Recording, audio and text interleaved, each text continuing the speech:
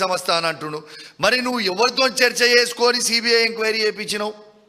మంచిది, అదొక్కటి అడ్డంగా దొరికినావు. మళ్ళీ అక్కడ కూడా అది అయిపోయిన తర్వాత రేవంత్ రెడ్డి గారు కాళేశ్వరం మీద సిబిఐ ఎంక్వైరీ చేసేటప్పుడు పాపము ఏ ఒక్క మంత్రికి వాళ్ళ క్యాబినెట్లో సిబిఐ ఎంక్వైరీ చేస్తుండని ఎవరికి కూడా తెలియదు. అందరు కూడా సిట్ వేస్తుండో ఏసీబీ వేస్తుండో అనుకున్నారు. కానీ మంత్రులే ఆశ్చర్యపోయినరు. ఇలా మంత్రులే స్వయంగా సిబిఐకి ఎందుకు ఇచ్చిండు ఇలా అనేది మొత్తం గుసగుస పెడతా ఉన్నారు. ఇలా వాస్తవంగా చెప్పాలంటే ఇలా కాంగ్రెస్ పార్టీ వాళ్ళని చూస్తుంటే నాకు చాలా జాలేస్తూ ఉంది. అది కాంగ్రెస్ పార్టీలో ఉన్న సీనియర్ మంత్రులు కావచ్చు, సీనియర్ నాయకులు కావచ్చు, కాంగ్రెస్ పార్టీ కార్యకర్తలు కావచ్చు, వాళ్ళని చూస్తుంటే జాలేస్తూ ఉంది. ఎందుకంటే ఈ తెలంగాణ రాష్ట్రంలో కాంగ్రెస్ పార్టీ ముఖ్యమంత్రియా లేకుంటే ఈయన బీజేపీ పార్టీ ముఖ్యమంత్రియా మాకైతే అర్థమైతే లేదు. కానీ కాంగ్రెస్ పార్టీ కార్యకర్తలని నాయకులని చూస్తుంటే జాలేస్తూ ఉంది. ఎందుకంటే రేవంత్ రెడ్డి గారు కాంగ్రెస్ పార్టీని తీసుకుపోయి నడి సముద్రంలో ముంచుతా ఉన్నాడు. మొత్తము బీజేపీకే సాయం చేస్తూ ఉన్నాడు. ఇలా నరేంద్ర మోడీ గారు ఏది చెప్తే అది ఇవాళ రేవంత్ రెడ్డి గారు చేస్తూ ఉన్నారు. ఇలా ఒక్కటి నేను అడుగుతా ఉన్నా, ఇలా బీజేపీ వాళ్ళకి రేవంత్ రెడ్డి గారికి ఇలా టైఅప్ లేకపోతే నేను మరొక్కసారి సవాలు విసురుతా ఉన్నా. ఇలా గ్రూప్ 1 ఎగ్జామ్ మీద బాజాబ్తు ఇలా గ్రూప్ 1 పోస్టులో అమ్ముకున్నారు మీరు అని బాజాబ్తు మేము చెప్పినాం. హైకోర్టు కూడా చాలా సీరియస్గా దాని మీద ఆర్డర్ ఇచ్చింది. మరి మీకు దమ్ముంటే, మాకు ఇష్టం లేదు కానీ భాష చెప్తున్నాం, దమ్ముంటే మీరు ఈ గ్రూప్ 1 దాని మీద సిబిఐ ఎంక్వైరీ అయ్యండి. ఆనాడు బండి సంజయ్ గారు మా పప్పుడు గ్రూప్ 1 అయినప్పుడు ఎంత హంగామా చేసిండ్రు మీరు గుర్తు తెచ్చుకోండి. మరియు ఇవాళ గ్రూప్ 1 మీద ఇంత పెద్ద స్కామ్ అయితే బండి సంజయ్ గారే భారతదేశానికి హోమ్ మినిస్టరు. మరి బండి సంజయ్ గారు, మీరు రేవంత్ రెడ్డి గారు, బీజేపీ వాళ్ళు, కాంగ్రెస్ వాళ్ళు టైఅప్ లేకపోతే గ్రూప్ 1 మీద సిబిఐ ఎంక్వైరీ అయ్యండి. ఎందుకు దాని మీద వెయ్యరు? ఎందుకంటే వాళ్ళు టైఅప్ ఉన్నారు కాబట్టి. ఎక్కడ వేస్తారు?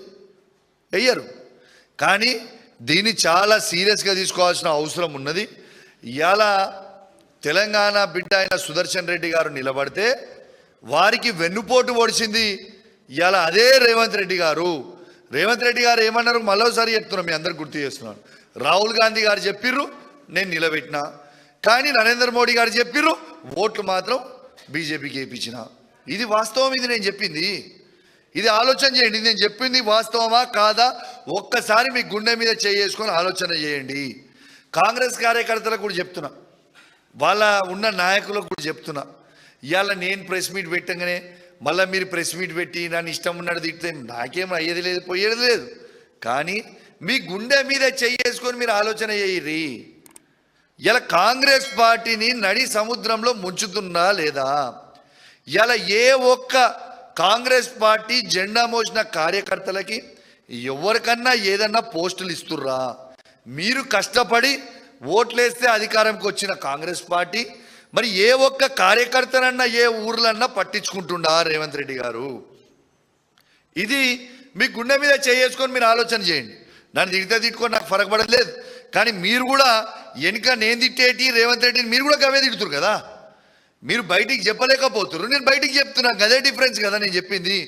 కాబట్టి ఇవాళ మీకు అందరు కూడా ఆలోచించాలని విజ్ఞప్తి చేస్తూ ఉన్నా. ఇవాళ ఇది చాలా సీరియస్ అయిన అలిగేషన్ ఇది నేను చేసింది. ఇది ఖచ్చితంగా ప్రతి మీడియాలో కవర్ చేయాలి. ఖచ్చితంగా తెలంగాణలో ఉన్న కాంగ్రెస్ పార్టీ ఎంపీలందరూ కూడా బీజేపీ క్యాండిడేట్ అయిన వారికి ఇవాళ ఓట్లు వేసిండ్రు వైస్ ప్రెసిడెంట్ ఎలక్షన్లలో. This is very very clear. So నేను రిక్వెస్ట్ చేస్తున్నా, దీని మీద కూడా ఖచ్చితంగా ఆలోచన చేయాలి. ఇలా ఎట్లా, ఎందుకంటే దీని మీద ఏ ఎంక్వైరీ ఏమన్నా కూడా వేయరు, ఎందుకంటే దాని మీద ఓటింగ్ కాబట్టి దాని మీద వేయరు. కానీ దీని మీద ఇది చెప్పింది నిజం. మరి జయరాం రమేష్ 315 పక్కా పడ్డే ఓట్లు అంటే మరి ఎలక్షన్ కమిషన్ ఏమో 300 ఓట్లు పడ్డాయని ఎట్లా చెప్తుంది భయ్? ఇది కావాలంటే ఒక్కసారి ఆ వీడియో కూడా ఇంటరంటే మీరు వినండి. ఒకసారి ఎలక్షన్ కమిషన్ చెప్పిన వీడియో మీకు ఒక్కసారి వినిపిస్తా. ఆయన కూడా డిక్లేర్ చేసిన ఓట్లు మీరు అందరు కూడా ఒక్కసారి వినాలని మీ అందరు కూడా విజ్ఞప్తి చేస్తున్నా. ఆ వీడియో కూడా మీకు చూపిస్తా, వాళ్ళ ఎలక్షన్ డిక్లేర్ చేసింది.